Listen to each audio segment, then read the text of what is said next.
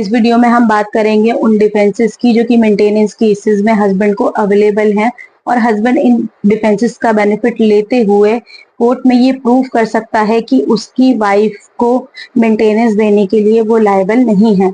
जिसमें कि पहला ग्राउंड की हम बात करें तो वो है एडल्ट्री का। अगर हस्बैंड ये प्रूव कर पाता है कि उसकी वाइफ एडल्ट्रस है, यानी कि उसके वाइफ की किसी और व्यक्ति से संबंध है, तो ऐसे केस में हस्बैंड को वाइफ को मेंटेनेंस देने की जरूरत नहीं है। दूसरा ग्राउंड है अगर वाइफ बिना किसी रीजनेबल ग्राउंड के अपने हस्बैंड के साथ रहने से मना कर दे। तीसरा, अगर वाइफ म्यूचुअली मतलब अपनी मर्जी से हस्बैंड के साथ नहीं रह रही है, अलग रह रही है, तो ऐसे में भी हस्बैंड लायबल नहीं है अपनी।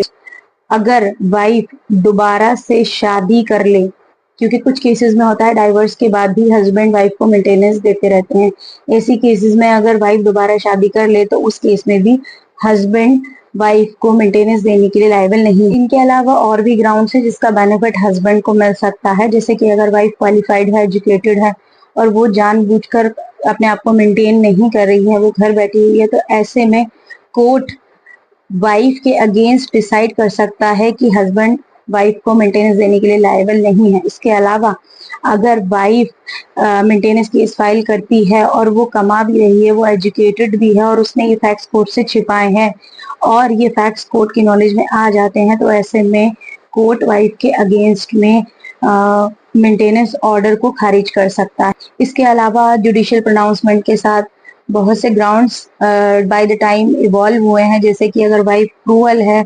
इसके अलावा हस्बैंड के पास एक और डिफेंस है, जैसे कि आजकल ये बहुत ट्रेंड हो गया है कि वाइफ अलग अलग प्रोविजंस में मेंटेनेंस हस्बैंड के ऊपर फाइल कर देती हैं। तो ऐसे में अगर वाइफ किसी भी कोर्ट में ही छिपाती है कि दूसरे कोर्ट में मेंटेनेंस मैटर चल रहा है या फिर वहां मेंटेनेंस ऑर्डर पास हुआ है, तो ऐसे में भी कोर्ट वाइफ की मेंटेनेंस पिटीशन रिजेक्ट कर सकता है। अगर मेरी ये वीडियो आपको इन्फॉर्मेटिव लगी तो प्लीज अपने दोस्तों के साथ शेयर करें। Thank you.